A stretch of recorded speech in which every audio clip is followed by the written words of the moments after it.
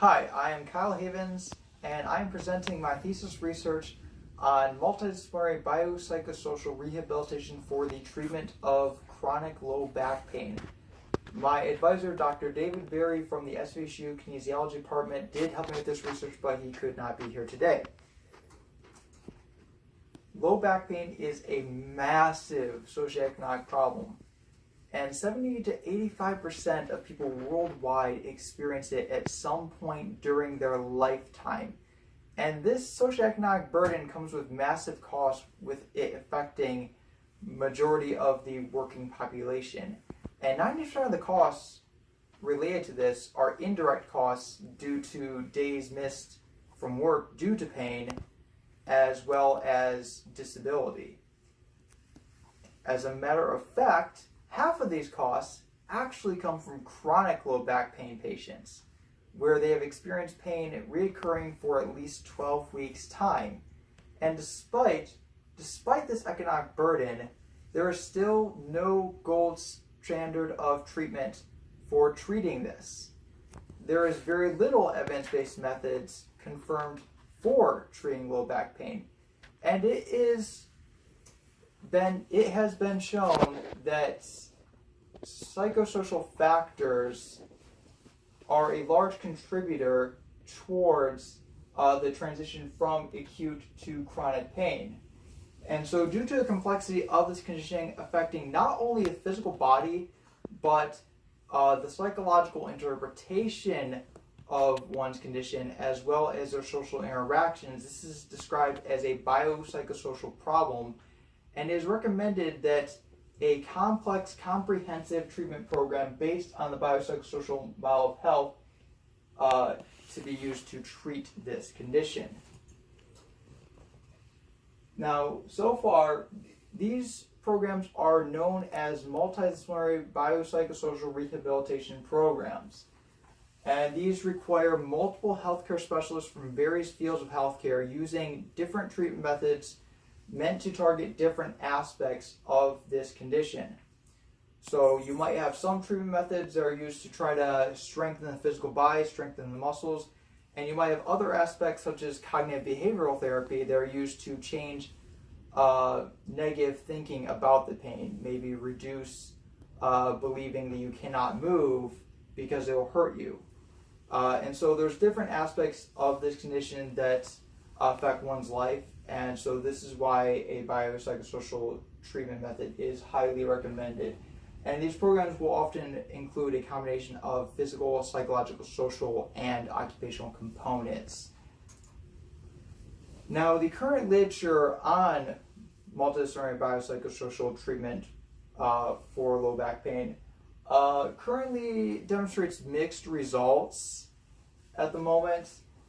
And this is when they are compared to unimodal therapy. And unimodal therapy is just therapy where it only uses one treatment method to target one specific aspect of pain, such as using physical exercise to strengthen the body, or just using psychological therapy to correct your way of thinking, and other things like that. And it also includes usual care, which is basically just seeing your primary care physician.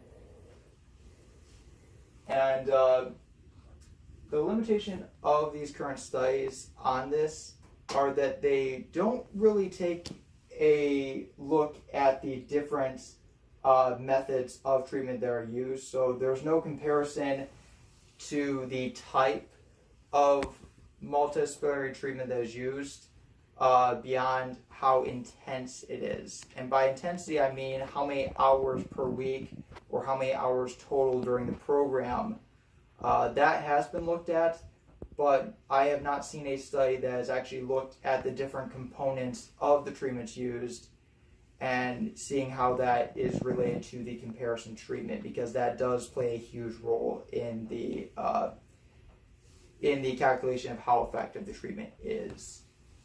And they also don't look at the duration of symptoms experienced by the participants. And what I mean by duration of symptoms, I mean how long have you been experiencing low back pain to this point?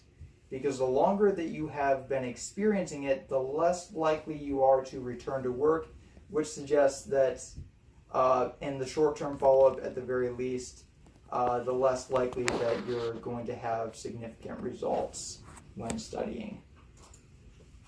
Now, in this review, we attempt to investigate how effective multidisciplinary biopsychosocial rehabilitation is for the treatment of chronic low back pain when compared to physical exercise, cognitive behavioral therapy, or usual care. And additionally, we determined to investigate the relationship or the strength of the relationship between the effect of multidisciplinary treatment for low back pain compared to the duration of symptoms, or duration of how long have the patients been experiencing low back pain on average. And so for patients with nonspecific low back pain, the question is multidisciplinary rehabilitation more effective than physical exercise or usual care? And the second question is there a significant correlation between how long patients have been experiencing symptoms of low back pain and the efficacy of treatment? So how effective is the treatment when compared to how long one has been experiencing symptoms? So I'm trying to attempt to see if patients who have had it for longer experience less significant results. Now, some operational definitions. Low back pain is simply defined as pain in the lumbar area of the back. And it can be defined as specific or non-specific low back pain. Now, specific low back pain means that it has a known pathology, such as infection, inflammation, rheumatoid arthritis, things like that. Something where there is a specific nature to it. And then non-specific, where there may be MRI findings or maybe imaging findings that show that there is damage in the area of the back, or there might not be, but there's no specific condition associated with it. And it makes a huge difference, because back pain that is caused by a specific infection, inflammation, osteoporosis, fracture, or tumor is going to need to be treated differently. And about 90% of low back pain is nonspecific. And then there is a definition of the duration of pain. So acute back pain is short-term, about 3 weeks or less, and subacute would be about 3 weeks to 12 weeks. Chronic low back pain, which is what we are looking at, is back pain that has lasted at least 12 weeks. Now, you might be wondering, what is biopsychosocial? Because I've said that word many times, even if I had trouble saying it a few times. So the biopsychosocial model proposes that pain is a complex interaction of biological, cognitive, psychological, and social factors. And so you have different features of health. They're all combined into one in this condition. So biological factors are anatomical, physical factors, such as just the physical sensation of the pain. Cognitive factors would be affecting how you think about, how you interpret that message of pain. And this can include catastrophizing, which is basically making a massive deal out of the pain and freaking out. Maladaptive coping would be an example of thinking that you will never get better. And then low self-efficacy, in other words, losing self-esteem, believing that you are worthless. Now, psychological factors affect the behavior of the patient, and this can include anxiety, depression, stress. And then social factors are how the patient interacts with others. And this becomes a massive deal, because research has demonstrated that changes in cognitive and psychosocial factors influence how patients perceive their pain and how they physically function in spite of the pain. And so your pain perception is basically how you interpret the message of the pain and how you choose to respond to it. Your pain threshold is the minimal amount of stimulus required to sense the pain. And then your coping ability refers to your ability to deal with the pain and move on with your life. Now, the multidimensional aspect of chronic pain suggests that multimodal approaches may be optimal for the management. And multimodal means that you're using usage of separate therapeutic interventions to target different aspects of the pain, such as using physical therapy to treat the physical body, and then psychological therapy or education to adjust the way that you interpret the pain. And these are often done by MBR programs, which are delivered by at least 2 healthcare professionals in different fields. And these can include different combinations of therapy, such as medical therapy provided by your primary care physician, occupational therapy, cognitive behavioral therapy, exercise programs for reconditioning of the physical body, relaxation techniques, and patient education. So education on the different aspects of the condition to try to increase understanding, interpretation of the message. Now, research shows that chronic low back pain often has a negative effect on one's self-perception.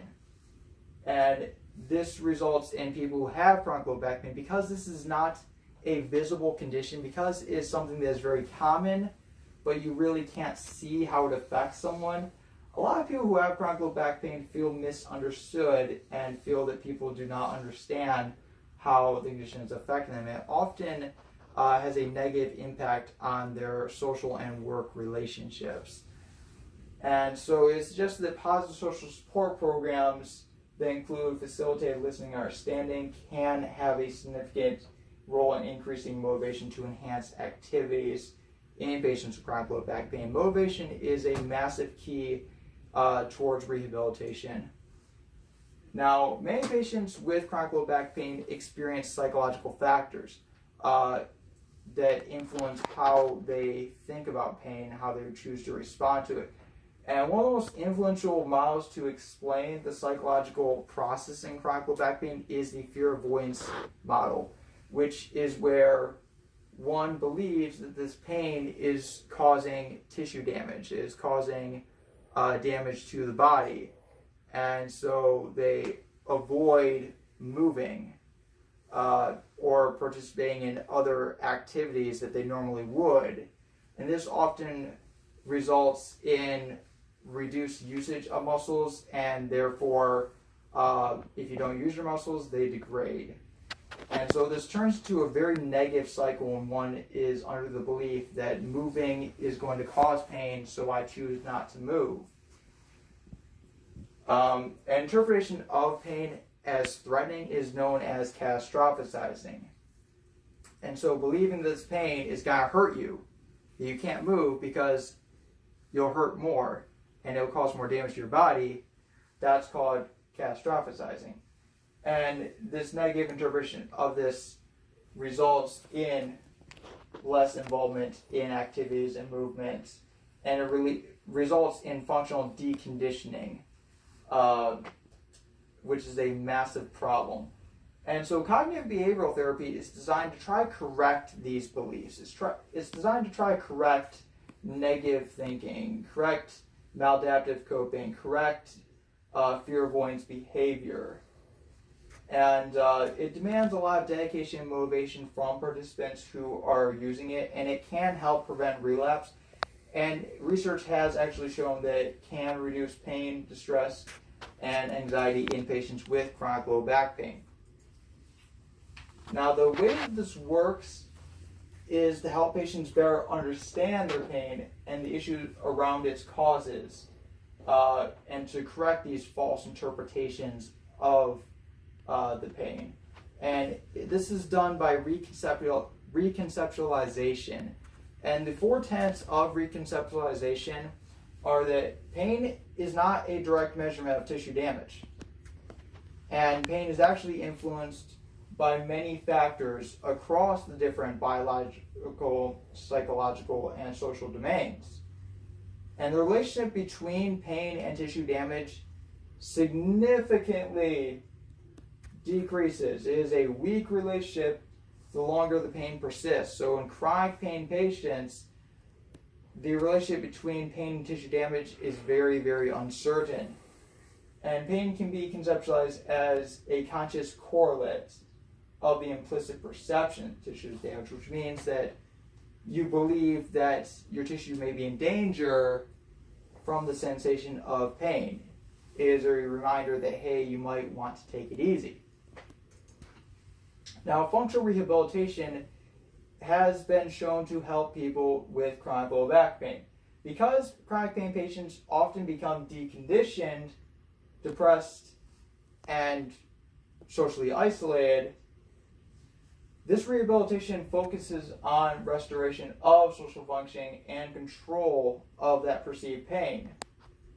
And so increasing your physical fitness, reducing those fear avoidance behaviors, and increasing social participation often results in significantly improved condition of patients who are experiencing chronic low back pain. And so this can reduce pain and improve physical functioning. Now, the treatment components in multidisciplinary biopsychosocial rehabilitation therapy often includes primarily these four components or some related components. So the first one would be exercise therapy, some kind of exercise designed to try to train the body and strengthen the muscles for better overall physical health. Second one is a back school. And a back school is some type of educational treatment, usually done in a group setting, and it usually consists of an educational and skills acquisition component and some kind of exercise component. So this might be something such as stretching, showing people how to stretch, teaching them about the condition itself and how they should think about it, how to protect the spinal column when stretching. Just a lot of educational and light physical exercise involved in back school. Cognitive behavioral therapy is mostly a psychological therapy meant to correct false beliefs and change negative perception on the pain. And occupational therapy focuses on improving daily living skills activities, such as getting something off the high shelf, or just any fine, more specific daily living skill thing that you might be having trouble with due to pain. Now, for the methodology of this review, because this is a systematic review, that means that we did not design a randomized controlled trial ourselves. We had to collect information on trials from scientific literature databases. And so Sinahall Complete, Medline Full Text, and PubMed were searched using search terms that will be presented in the next 3 slides that I will not go over, but we used them to try to find relevant articles for this review. Now, Endnotes is a Microsoft application that is used to organize and sort references, and that is what we use to keep track of all these references, remove duplicates, and manage the studies between included and excluded studies, which you will see from the flowchart that I will show you very shortly. So records were screened and assessed based on inclusion and exclusion criteria. And at first we just looked at the title and abstract of the article, determined whether it meets our criteria or not, because you can often figure out a lot about a study just looking at the title and abstract. And for anything that we could not confirm based on the title and abstract, or we just could not exclude it based on that alone, we retrieved full text articles and then read those articles to see if those studies met our criteria or not. And if we couldn't find full text, it's excluded. And then we performed an evidence quality assessment determined using a Pedro scale, where certain features of the articles received a point in the scoring, and a certain number of points corresponds to low quality of evidence, medium quality of evidence, and high quality of evidence. And data on study characteristics, pain duration, pain intensity, disability, quality of life outcomes based on the short form 36 questionnaire. Ability to work, days on sick leave, and global improvement were extracted. And so these next 3 slides are just the appendix terms for the specific databases. I'm not going to go through those. So the inclusion and exclusion criteria that we include and exclude articles based on were the following. So the population had to include adults with chronic low back pain for a duration of 1 to 12 years. If they did not state the duration of pain in the participants, the article was excluded. And children or adults with specific pathology or had recently undergone childbirth or surgery were also excluded. Now, the intervention had to be a multidisciplinary treatment program with 2 or more components of physical and one of either a psychological, social, or occupational component. And we also include educational components intended to change understanding of pain as multidisciplinary. And then we excluded interventions that are not multidisciplinary or include surgery, because surgery is a very intense intervention and I don't think it's applicable here. Now, the comparison group could be usual care, which means they just receive regular treatment from their primary physicians. It could be physical treatments alone, or it could be cognitive behavioral therapy alone. Those were the comparison options. Any intervention that also meets the criteria for multidisciplinary or includes surgery was not allowed as a comparison. Now, the outcomes that we were looking for were reduction of pain, reduction of disability, and improvements of physical functioning, physical role, bodily pain, general health, vitality, social functioning, emotional role, and mental health, which are the 8 subcategories in the SF36 questionnaire. And the secondary outcomes were ability to work, days on sick leave, and global improvement. Global improvements, for those who are unaware, this is where they are asked to rate the effect of the treatment program overall, whichever method feels best to them.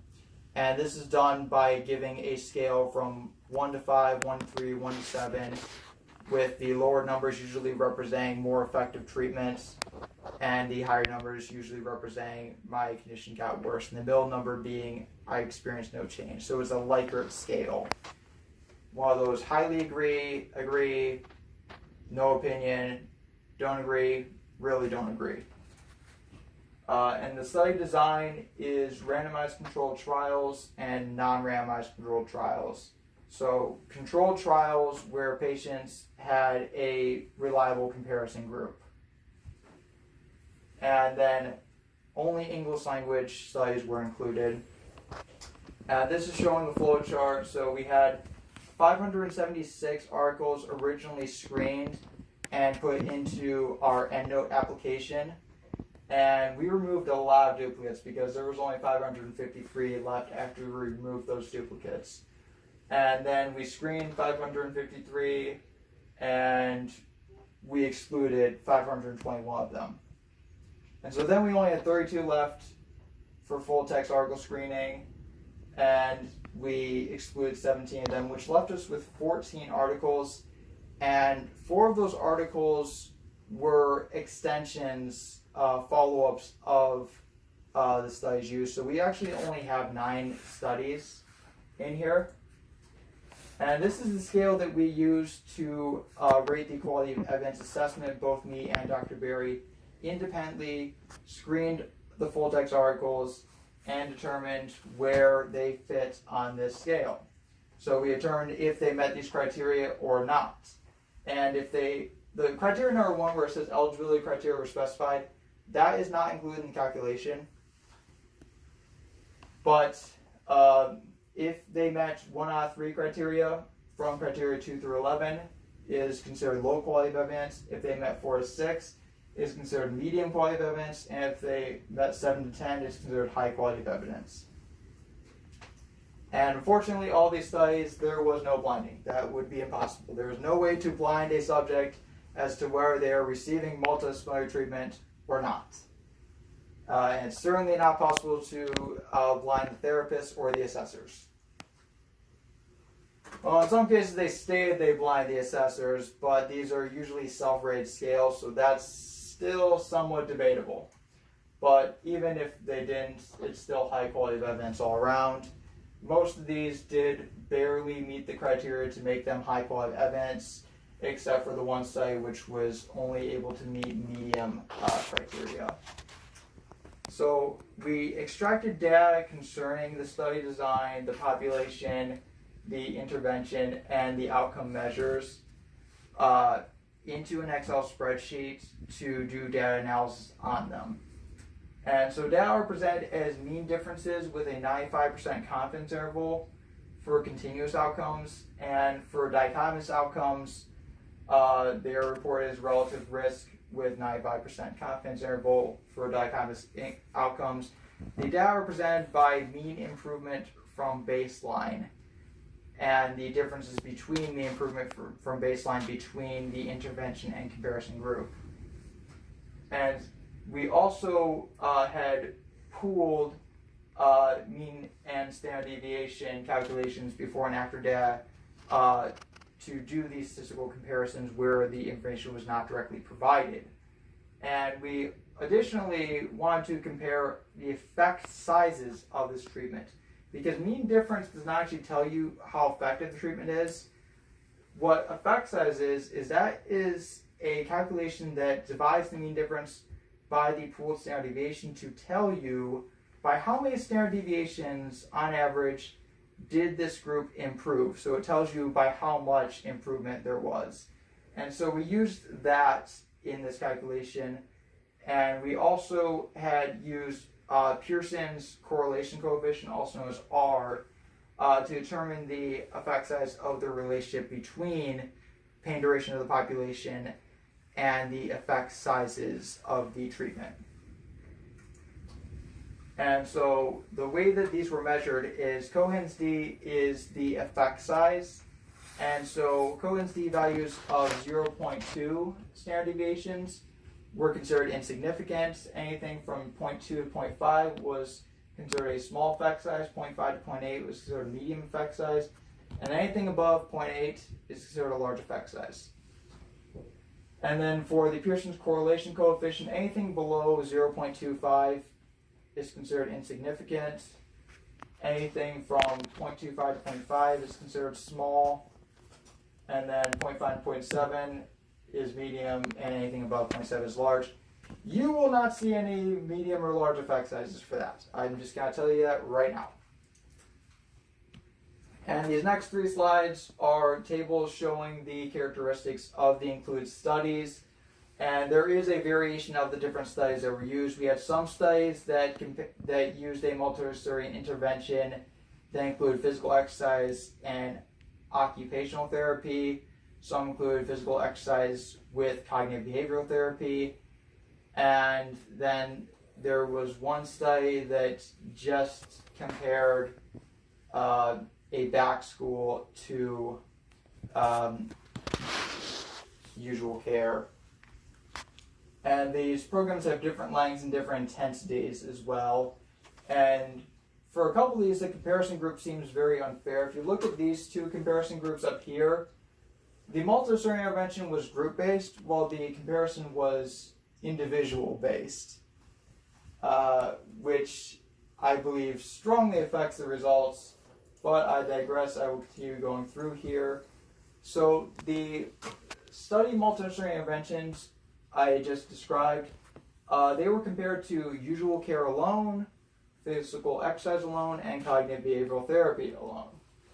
And 2 studies found a statistically significant reduction in pain when a multidisciplinary program using physical exercise and cognitive behavioral therapy was compared to physical exercise, and 1 found a statistically significant reduction in pain when group-based physical exercise with occupational therapy was compared to individual physiotherapy. And we did pool the effect sizes of pain. These were done using two different scales. So one used the numeric rating scale, which goes from 0 to 10, and one used the VAS, which is the visual analog scale, which goes from 0 to 100. And so we used a formula to pool these together and find the effect sizes so we could compare between the different measurement tools used. And so overall, we had pooled results from post-treatment, 6-month follow-up, 12-month follow-up, 24-month follow-up, and we additionally did analysis on 3 to 6-month follow-up because there were a couple studies that had 3-month follow-up, but not enough to do a pooled analysis on that alone. And overall, you will see most of these have medium effect sizes on average, which is between that 0.5 and 0.8. And then this 24-month follow-up on average shows a 1.37, which is a very large effect size. And then I also record standard deviations and 95 confidence intervals just so you can see the actual descriptive statistics, but they don't really say a whole lot about how effective this is because this is not one of those measurements that is readily evaluated based on those. Now, the reduction of pain findings, as I said, we're on two different scales. So we have the NRS scale and the VAS scale. Most of these studies use the numeric rating scale, and anything you see in red means that I didn't find any significant findings. Anything in green means I found some significant findings. And so the first study, you will see that there's actually 3 studies that are done by the same author, Montecone, and these were conducted in Italy. But these studies were done differently, and these were separate year studies with different numbers of participants in each one. And for whatever reason, they seem to have the largest effect sizes, which I think is fantastic. If they found that using exercise plus cognitive behavioral therapy can be significantly more effective than exercise alone, that's fantastic. Now you can see the effect size comparison for reduction of pain here on this chart. So you can see that there are quite a few studies that their 95% confidence interval do cross this 0 line. But then you have 6 studies here with their 95 confidence intervals not crossing that 0 line, which means that we can safely say that there was a significant effect size and there was a significant benefit of multidisciplinary treatment versus non-multidisciplinary treatment. And then here we had used a scatter plot to compare the relationship between the effect sizes and the duration of pain. And according to this, we see that the R-squared value is that. We're using the R scale, so this is a negative correlation, but it's below 0.25, which means that we have to say it's not a significant relationship. There's no significant correlation between the effect size of reduction of pain and the mean duration of pain. Now, we had 8 studies. There were a total of 9 studies. 8 of them looked at the reduction in disability when using multidisciplinary treatment. And I cannot find a single, I could not find a single outcome that every single study looked at. This was the best I could do. And 6 of them found a significant reduction of disability at least one time point compared to the comparison, which is absolutely incredible. And 4 reported long-term reduction in disability, while the other 2 only had short-term data to report, so they couldn't give long-term outcome measures. And I have seen in this so far that there is a clear trend demonstrating that cognitive behavioral therapy, in addition to physical exercise, does seem to have a significant benefit when compared to physical exercise alone. And I think that is a very important component to think about. And I do want to mention that the back school program presented by one of these studies did include cognitive behavioral therapy. And they were compared to a usual care group, and there were significant results up to 30-month follow-up. And so we pulled the effect sizes here as well, and we could see that at post 12 months and 24 months, we have large effect sizes. But at 3 to 6 months and 6 months, they're pretty small effect sizes, if significant at all, which is not really much of a surprise. 3 to 6 months is very inconsistent because many studies, they do follow-ups based on the end of the intervention, and some studies, their follow-up times come from the beginning of the intervention. And so depending on when they measure that follow-up, it's very little difference between 3 and 6 months when you have that kind of inconsistency. And usually you're not going to find massive results at 3 or 6 months. Usually you need longer than that. And we can see that I had significant results here, some here, not so much here. This study here, I couldn't find any significant results for any of the outcomes that this study did, and I will explain why I believe that is the case later here. And we see I have significant results here as well, and then none here. Now Kappa, that study actually had a very specific population because it only included female healthcare workers. Female healthcare workers that were currently employed in some kind of healthcare occupation. So I don't trust the results in that either. Now here we can see that there's a lot more data points to compare here because there were a lot more studies that had data on reduction in disability using either the Rowland-Morris Disability Questionnaire or the Oswestry Disability Index. And we do see, again, quite a number of studies that do touch that zero line. Some that are just barely out of that zero line with their 95% confidence interval. But again, we do still see studies where there is a massive effect size difference that does not even begin to cross that zero line.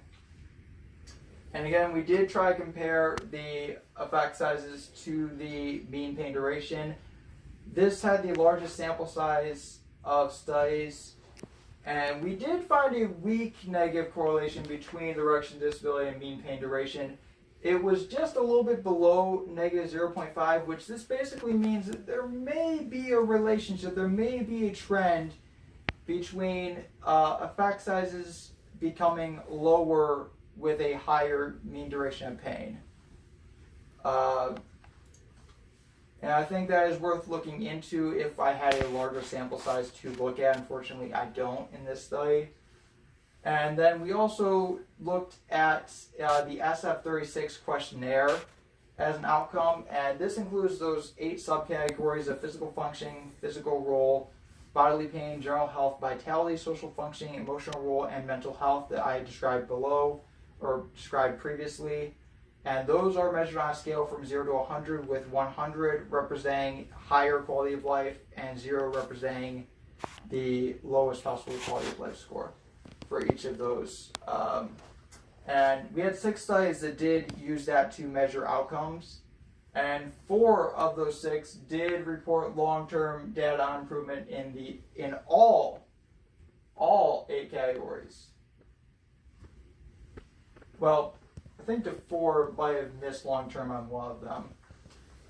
And then one of these studies only had intermediate data, and then there was one that only had post-treatment 3-month results.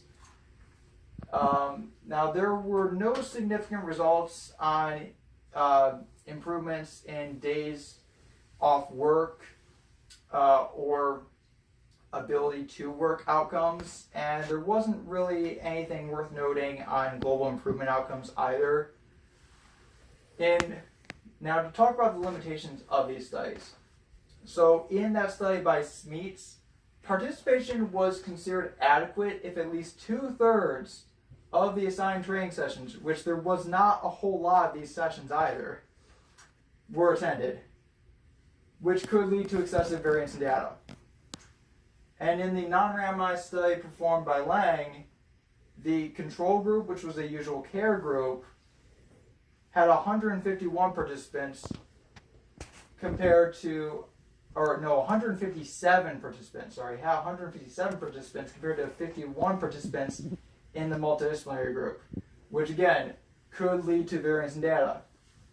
And in 2 of the studies, the intervention was group-based, that is D4 and Kappa, and the comparison group was individual physiotherapy, which makes contact time between groups very questionable. It means that there might have been more direct treatment and care provided in that individual setting, which means it might not be the best comparison group.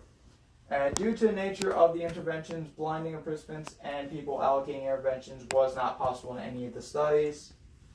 And we did pool the effect sizes for all of these quality of life outcomes. So for physical functioning, we see that we're going to see a very significant trend where we see results at post-treatment, 12 months and 24-month follow-ups. There are very large effect sizes. And then we usually don't see a whole lot of anything worth noting at 3 to 6 months or 6 months. And I'd even include results at more than 12 months because one of the studies had a follow-up time of 18 months and 30 months. But I don't want to look at that too much because it was the same study that also had 24-month follow-up. So the data would be overly skewed on that one study. And again, we see a lot of green here, which means I'm seeing a lot of significant results. And effect sizes for comparisons of improvement in physical functioning, you can see that there's hardly anything that crosses that 0 line.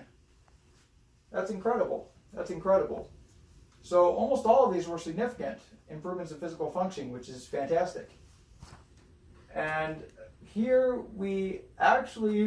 this is the best correlation between effect size and the mean pain duration that you're going to find throughout this entire study. And we had a Pearson's correlation coefficient of negative 0.512, which is in that moderate zone, which suggests there might be a relationship between the effect size treatments and the average pain duration of the population included. Unfortunately, overall, I don't know how much I can trust that because we did not have a lot of studies that had a mean pain duration of over 4 years. Most of the studies were actually 1 to 3 years, and so we didn't have a large pool of data that had much beyond that. The only one that we really had was Lang and Tavivian. So I would take those effect sizes with a grain of salt, but I think it is worth looking into in future research. And we pooled effect sizes for improvement in physical role. Again, you see larger effect sizes at post-treatment, 12 months to 24 months follow-up, less significant results at 6 months and 3 to 6 months. And again, we do see a decent amount of green here. Again, most of these do not actually cross the 0 line, which means that overall multidisciplinary treatment was very effective. And again, weak negative correlation, uncertain on that. Again, post 12 and 24 months for bodily pain. You're going to see a very nice trend here with that. Is we're just seeing that overall it looks like the best time points to look at results are at post-treatment 12 months and 24 months, but that also happened to be the time points that we had the largest sample size studies to see those time points. And some of that could be due to the study design of the studies that did report results at 3 to 6 months. And again, we see some pretty good effect sizes in general health. A lot of green. Again, weak negative correlation. So overall, what we're seeing here is I'm seeing that multidisciplinary treatment does seem to have significant effect size when compared to physical exercise or usual care.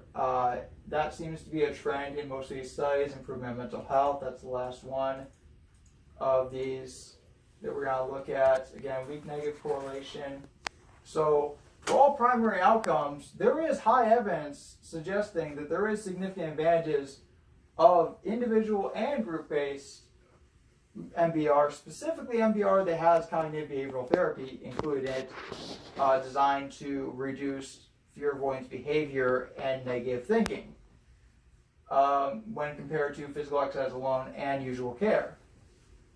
There was no long-term follow-up data that could be obtained from group-based MBR versus usual care, with the exception of the study by Tavifian, but that study did not focus on physical exercise as much as it focused on education, as that was 5 2-hour educational courses once a month throughout the entire study, while the control group was just receiving oral drug treatment. The same exact oral drug treatment as the intervention group. And that study demonstrated medium to high level evidence for a significant difference in the reduction of disability and improvement in all 8 quality of life categories when the back school was compared to the oral drug treatment. And these results were maintained at 30-month follow-up, which is the only study that I have 30 months follow-up for. Now, 2 studies compared individual physiotherapy to the group-based multidisciplinary intervention, and one of them found low evidence suggesting advantages of group-based intervention compared to individual physiotherapy. But the other study that used patients that were specifically working in healthcare, female patients working in healthcare, they did not find the same evidence, and I believe that is due to the population that was used. And possibly, they did use different measurement scales as well. So that could also have something to do with it as well. And then the studies by Smeets, as I said before, they were very low intensity, and they had set percentage limitations on how much effort to put into a specific activity or exercise. And so there's just a lot of things that I find very skeptical about this study and the way it was done, and I think that can have some explanation why we didn't see any significant benefits for that study. And I don't want to call them out for that, but if you read the article, it's very suspicious.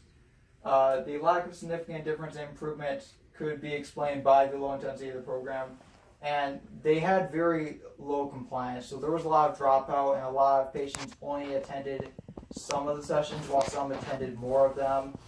And so there was very little consistency or control in this study, which is a huge problem.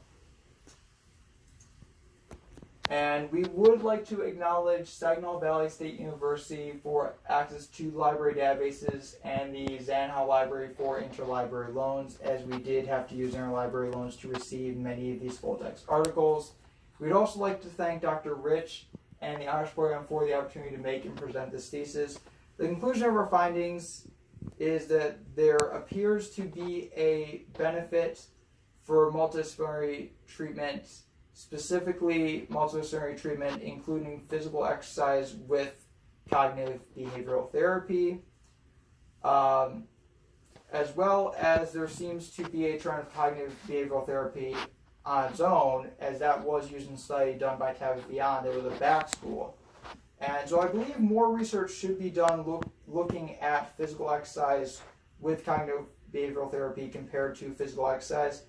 And I think more attention should be put on the pain duration of the population studied, as well, as we could not find any conclusive evidence suggesting that there was a relationship.